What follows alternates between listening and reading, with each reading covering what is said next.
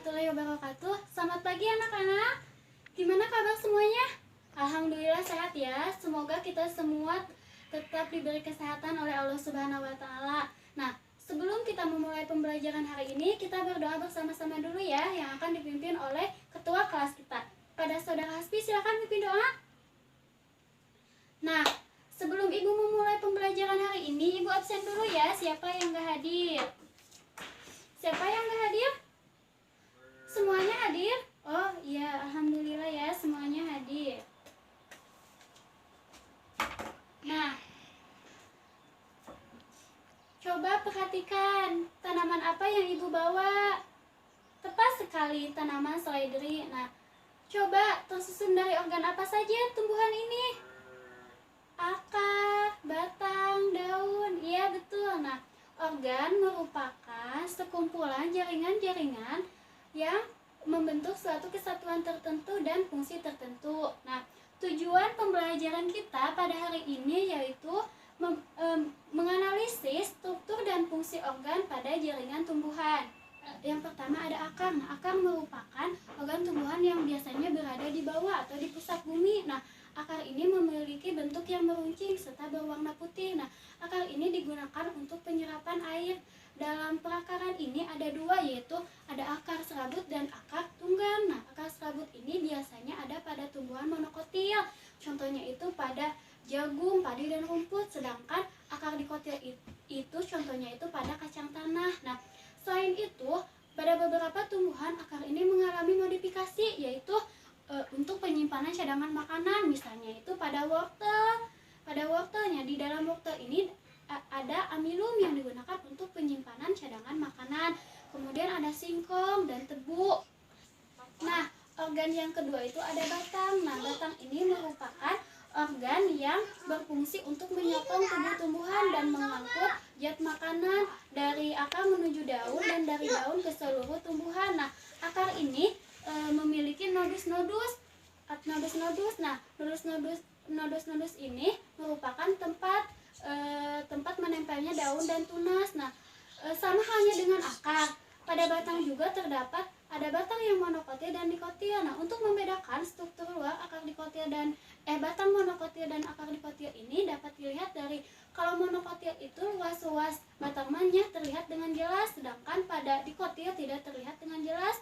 Kalau dari monokotil contohnya itu pohon bambu atau batang bambu, sedangkan dari dikotil itu contohnya itu tumbuhan serikaya. Nah, contoh batang juga dapat mengalami modifikasi, yaitu sebagai tempat penyimpanan cadangan makanan. Misalnya terdapat pada kunyit. Nah, kunyit ini, nah di dalam kunyit ini kelihatan kan ada nodusnya, ada internodusnya yang berfungsi untuk penyimpanan cadangan makanan. Kemudian untuk kentang, nah di dalam kentang ini merupakan modifikasi dari batang yang berfungsi untuk penyimpanan cadangan makanan. Nah, yang ketiga itu ada struktur dan struktur daun. Nah, struktur daun ini merupakan biasanya itu tipis ya dan melebar. Nah, pada daun juga ada yang termasuk daun monokotil dan daun dikotil. Nah, biasanya untuk daun monokotil itu memiliki peruatan daun yang sejajar. Contohnya itu pada tumbuhan apa ini? Nah, betul, tumbuhan jagung, daun jagung. Nah, kan daunnya itu sejajar.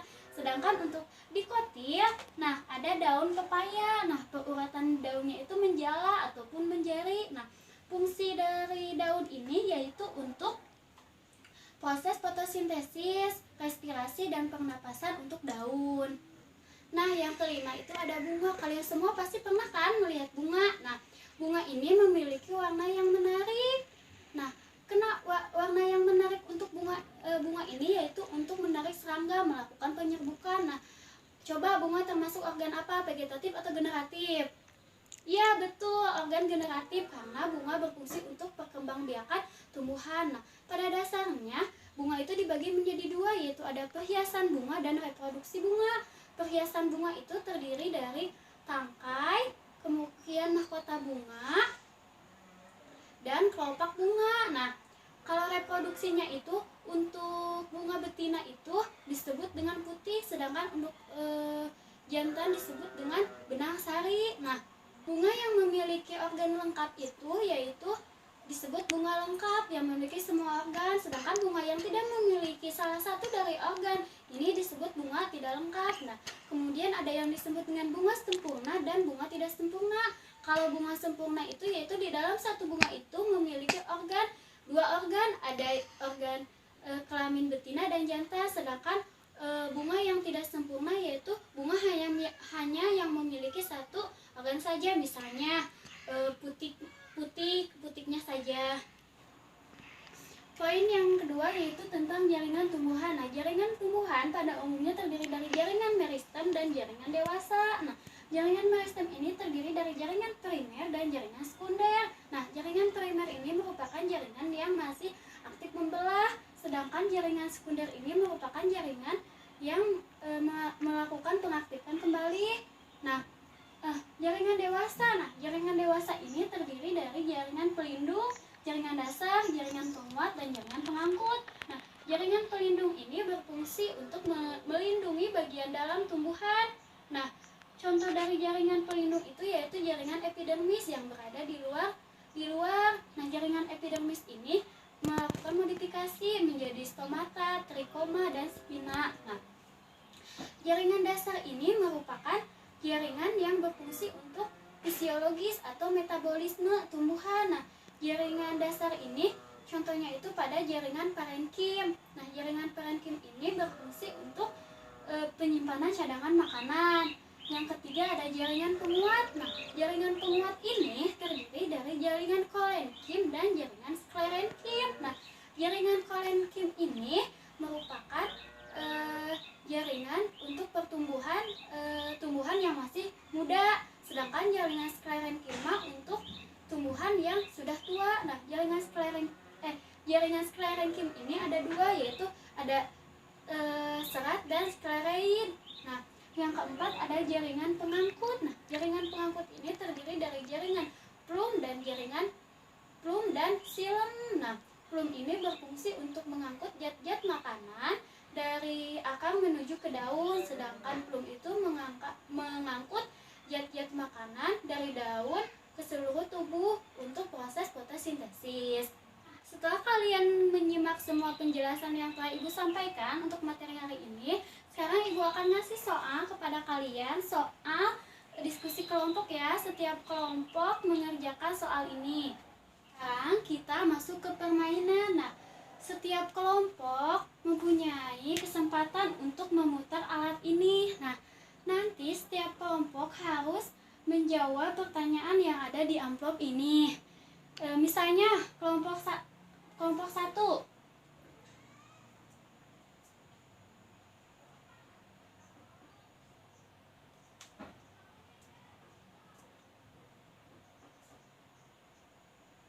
Nah, kelompok 1 ini berhenti di kategori bunga, berarti kelompok 1 harus menjawab pertanyaan apa yang dimaksud dengan bunga sempurna dan tidak sempurna.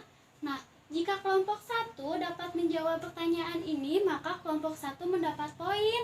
Apabila kelompok 1 tidak bisa menjawab pertanyaan ini, maka dilempar ke kelompok selanjutnya. Nah, nanti pada akhirnya siapakah yang mendapatkan poin terbanyak, maka akan Ibu kasih penghargaan buat kelompok terbaik. Mengerti ya semuanya? Nah, kita umumkan ya siapa yang menang. Nah, kelompok 1 mendapatkan 3 poin, kelompok 2 5 poin, kelompok 3 7 poin, berarti pemenangnya kelompok 3. Silakan kepada kelompok 3 perwakilannya untuk mengambil hadiah. Nah, alhamdulillah semua materi telah disampaikan, permainan sudah dilaksanakan. Coba siapa ada yang berani nggak buat nyimpulin semua materi yang telah dibahas tadi? Ya, silahkan Rina ke depan. Terima kasih Rina yang telah menyimpulkan materi hari ini. Nah, Ibu akan ngasih soal post test buat kalian belajar di rumah. Minggu depan dikumpulkan ya. Alhamdulillah pembelajaran hari ini dapat dilaksanakan dengan baik. Semoga memberikan manfaat buat kalian. Mohon maaf atas segala kekurangan. Wassalamualaikum warahmatullahi wabarakatuh.